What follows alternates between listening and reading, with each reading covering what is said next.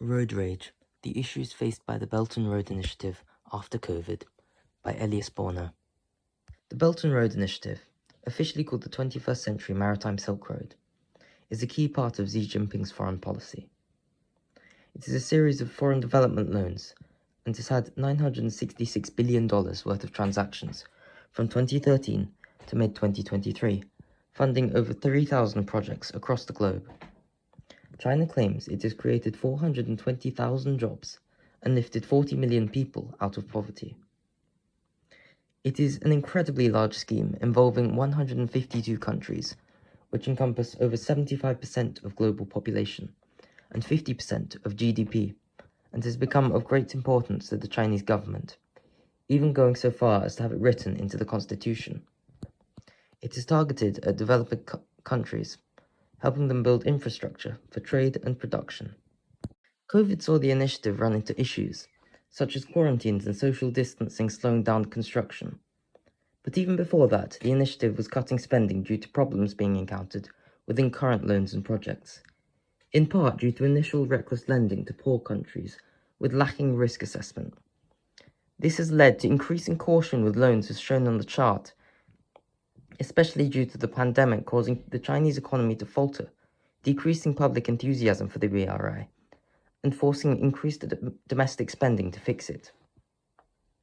These troubles are exemplified by the China-Pakistan Economic Corridor, lauded by Xi Jinping as an important flagship for the BRI. However, their troubles include corruption, overrun of costs, funding shortfalls, and adverse environmental impacts, all of which has led to Pakistan's fiscal situation to become precarious. They were all too close to defaulting on debts and had to take out a $3 billion loan from the IMF to prevent this.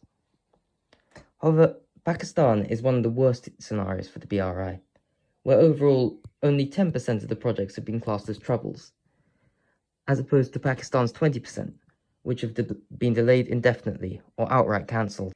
The loans have caused impending debt crisis on a fair few countries especially, and Beijing's feeling of obligation to bail these countries have further impacted its finances, having given out $104 billion in rescue loans from 2019 to 2021. In light of this, China has instead decided to spend on cheaper but higher-yielding projects, deemed small but beautiful, with the state providing examples such as mushroom-growing technology in Fiji and Rwanda. It has also announced another branch of the initiative called the Digital Silk Road, which will concentrate on digital infrastructure instead of physical. This is likely, in part, to be a response to Western bans on Chinese 5G equipment. The Belt and Road was met with initial indifference from the West, allowing 18 of the EU's 27 members to sign up, but has recently had skepticism and rising alarm due to speculation over the Belt and Road Initiative's true purpose to construct a Chinese-led world order in which undesirable regimes can thrive.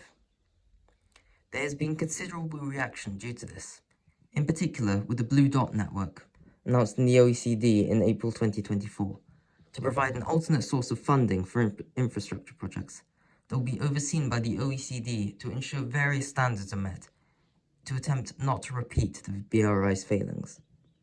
It is to be funded by the UK, US, Australia, Japan, Spain, Switzerland, and the Czech Republic. Furthermore, in November 2022, the G7 announced a $600 billion infrastructure scheme for low and middle-income countries and aimed to have the money raised by 2027.